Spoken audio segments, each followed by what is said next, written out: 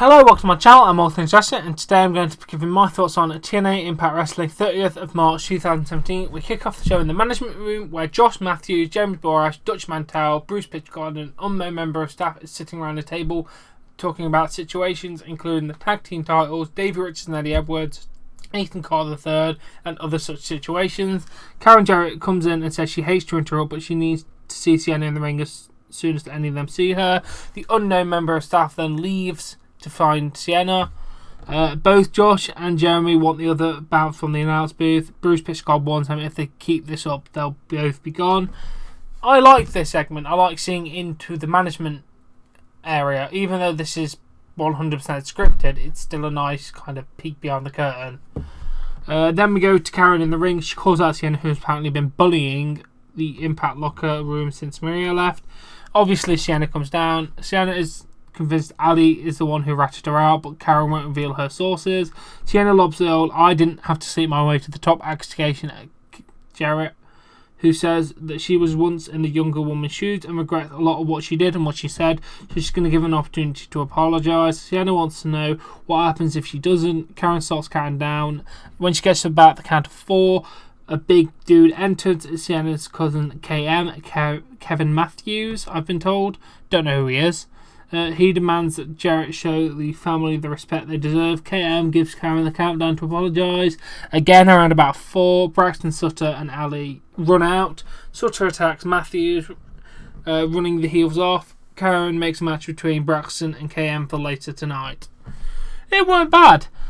My only advice, less Karen. I'm sorry, but she's not that nice of an authority figure. She's like a Stephanie. I just wanted to piss off every time she's on screen. TNA, less is more in this situation, please. Then Andrew Everett and Trevor Lee talk about how they plan to make Impact great again. Then we have a match, DJZ versus Andrew Everett. Everett heads to the top of moonsault, landing face first on DJZ's feet. DJZ goes after him, and then DJZ gets rolled up with a small package, giving Andrew Everett the win. Trevor Lee and Hurricane Helms come out to make fun of Everett for hitting a winning streak of 1-0. Helms says it takes a lot more than that to get a shot at the X Division title, but since he's a generous guy, opportunity knocks next week. What that is, we do not know, but it was a fairly good match, and I can't wait to see what happens next week. Let's keep moving the story between Andrew Everett and Trevor Lee moving forward. I like it, to be fair. It's not bad. Then Jeremy Borash introduces Rosemary and points out that she's been dominating the Knockouts division for 6 months and asks who's left for her to beat. Rosemary talks about retiring Gail Kim. I ruined Brandy's personal life and taking the collar out of Jade. ODB comes out and introduces herself. She's a 4-time knock-up champion. And the original knockout. A knockout champion and knockout champion are 2 completely different things, ODB. Rosemary wouldn't be here today if it wasn't for her. She plans to be the 5-time knockout champion, but Rosemary says the Hive disagrees and she starts to leave. The women's locker room blocks her exit. Madison Rayne wants a title shot. Brandy says she's tired of the mind games and she wants a title shot. And Diamante, whatever the woman from the LAX, says she's ready for a fight. She takes a sheep shot at Madison Rayne. They all brawl. Rosemary takes off while the brawl's happening. She's got a bow and ODB's in hot pursuit. It was good. Oh, and then Borash made a nice comment. Borash took off and then Josh made a nice comment saying, "This isn't the first time Borash has run from a bunch of girls." I did find that one quite entertaining, actually. Oh, and then Ethan Carter III has had to apologise to Karen for his actions last week. He realised that Impact has changed and he needs to adjust to become the best. The real EC3, he is a 2-time champ, which puts him on the same level as a wrestler who are phenomenal. The 2nd time AJ Styles has been referenced tonight. I don't know what the first one is. That's just in the notes. God damn it, people, stop putting in weird references. The one who has the X Factor, the current champion Lashley, James Storrs appears, perplexed his name wasn't mentioned as a former multi-time champion. He talks about being an original and helping build an impact while Ethan Carter was watching wrestling and in high school. The Cowboy wants to know where EC3 was when he was team drinking beer, making money. That was a Bobby Roode reference. Beer, money! I can say it, they can't. Ethan says he was drinking beer and spending a lot of money. And then Storm says, okay, that was a good answer. I think he turned face in this segment. Storm lobbies for a title shot.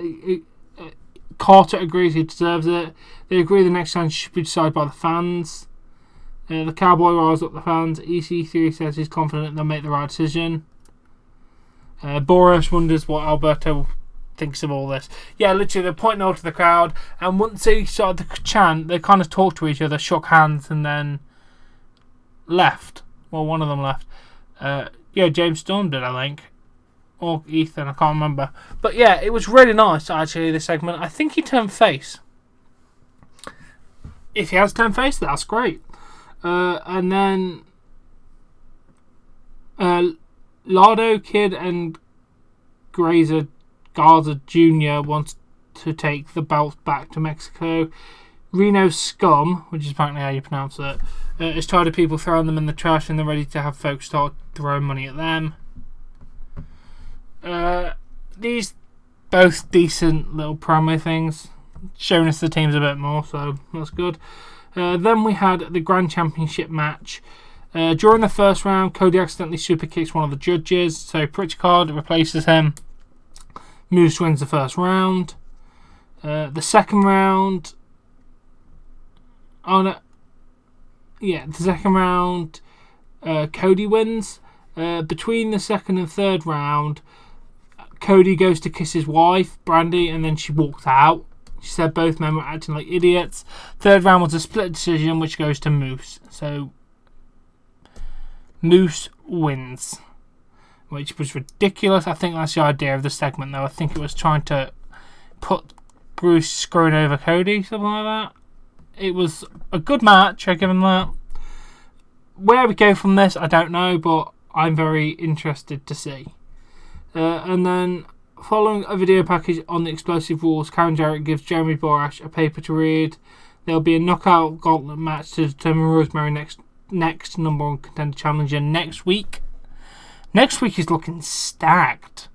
I think there's one more match that we get announced for next week as well. It's looking good. And then we have Kevin Matthews versus Braxton Sutter. He did a project, some power bomb onto hit the knee. Sutter was distracted when Sienna attacked Ali at ringside.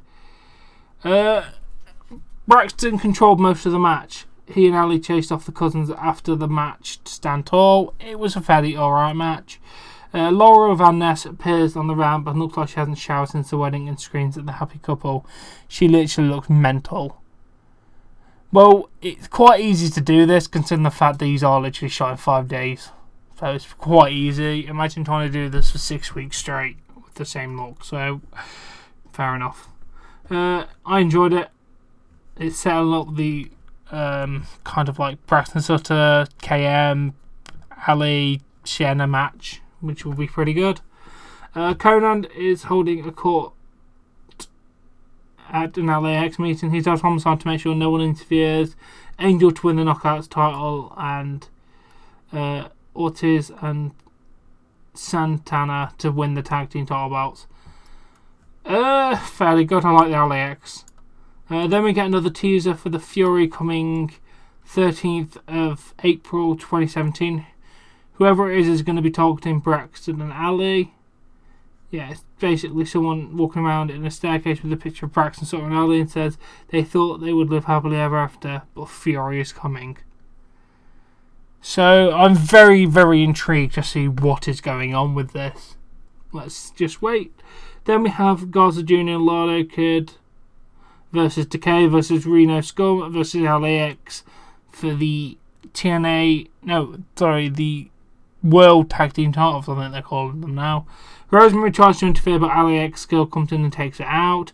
Then LAX hits Lardo with a blockbuster powerbomb combo for the win. LAX are your new Impact Tag Team Champions. We'll go with that for now.